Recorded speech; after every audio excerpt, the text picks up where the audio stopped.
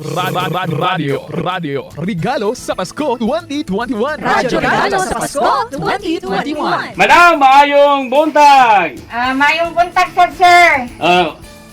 Unsay pangalan? Ako si Mrs. Evelyn Almasan. Si kasamang Evelyn. Ayan, kasamang Evelyn diri sa inyuhang bali bisag sudluno na kaayo pero dungog kaayo ang radyo ni ang imong radyo. Naglanog-lanog yun ang DXDC kada adlaw, buntag hangtod sa gabi.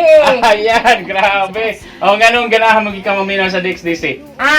Ang pagpaminaw binako sa DXDC, nakuha binako sa ako ang papa, kag may elementary pa mi, na mi sa Balot Island, radyo nga DXDC gyud ang ginapaminawan sa akong papa. So, hantod na abot mi diri sa Davao, tago. DXDC gihapon. Bit gihapon ang radyo. Dili gid mawala ang radyo sa amo ang panimalay. Sukad pa gid sa una DXDC gyud. Hantod karon pila na gid ka tuig.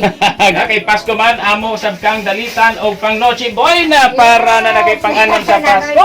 Oh, syempre, kasama dyan na putay ito na wine, pantulak. Pero non-alcoholic na siya. Unang-una, daghan kayong salamat sa DXDC, sa balay pag-undang nila, sa pagpanghatag, ug mga papremyo, sa ilahang mga suking tigpaminaw sa DXDC.